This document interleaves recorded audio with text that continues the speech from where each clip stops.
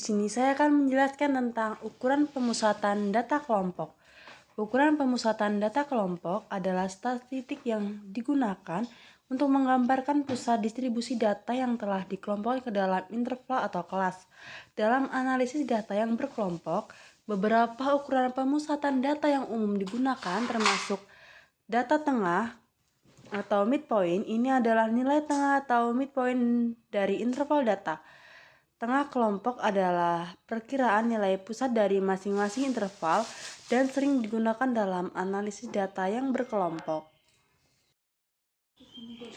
Berikutnya ada rata-rata tengah atau kelompok. Rata-rata tengah kelompok adalah rata-rata dari nilai tengah yang setiap interval. Untuk menghitungnya, Anda mengalihkan masing-masing tengah kelompok dengan frekuensi masing-masing interval. Kemudian menjumlahkannya dan membaginya dengan total frekuensi. Median tengah kelompok atau midpoint median. Median tengah kelompok adalah median dari nilai tengah setiap interval. Ini dapat dihitung dengan mengurutkan nilai tengah data ganjil atau rata-rata dari dua nilai tengah. Jika jumlah data genap, modus tengah kelompok atau midpoint. Modus tengah dikelompokkan adalah nilai tengah kelompok yang memiliki frekuensi tertinggi. Ini adalah kelas dengan frekuensi tertinggi. Ukuran pemusatan data kelompok membantu memberikan gambaran pusat dari data yang telah dikelompokkan, seperti dalam histogram atau distribusi frekuensi.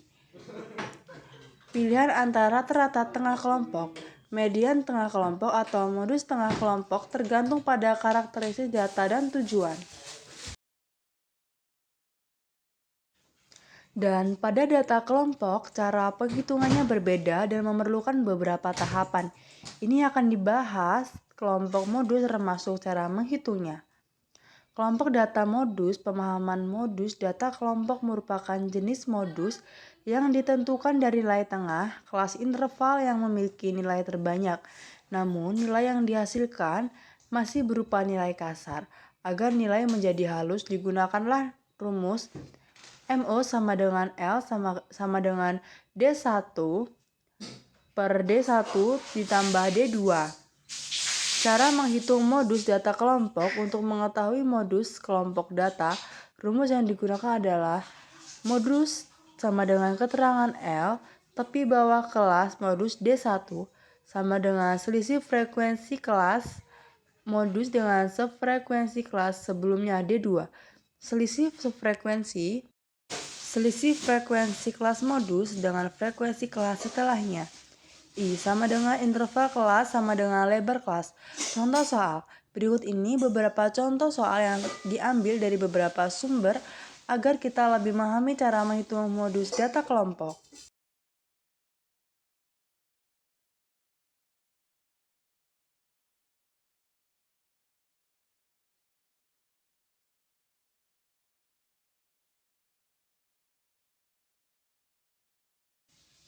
Tujuan dari pemusatan data kelompok itu sendiri adalah memberikan representasi yang relevan dan informatif tentang lokasi pusat dari data yang telah dikelompokkan ke dalam interval atau kelas. Ini memiliki beberapa tujuan khusus. Menggambarkan pusat distribusi dengan menggunakan ukuran pemusatan data kelompok. Anda dapat memberikan gambaran yang jelas tentang di mana pusat distribusi data berada dalam interval atau kelas. Ini membantu dalam memahami sebaran data yang telah dikelompokkan. Menggambarkan tren. Ukuran pemusatan membantu Anda mengidentifikasi tren atau kecenderungan pusat distribusi data yang dapat berguna dalam analisis statistik dan pengambilan keputusan. Perbandingan kelompok data.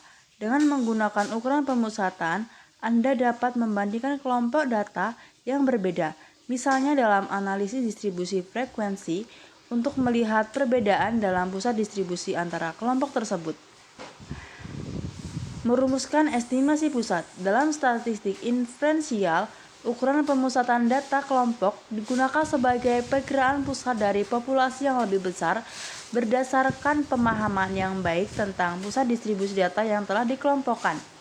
Membantu dan dalam pengambilan keputusan yang lebih informasional dalam berbagai konteks seperti perancangan bisnis, analisis keuangan, dan penelitian ilmiah.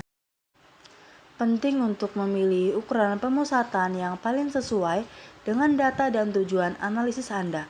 Dalam beberapa kasus, tengah kelompok cukup, sementara dalam kasus lain rata-rata tengah kelompok lebih akurat dalam memberikan gambaran pusat dari data yang telah dikelompokkan. Sekian penjelasan dari saya, jumpa lagi di materi berikutnya.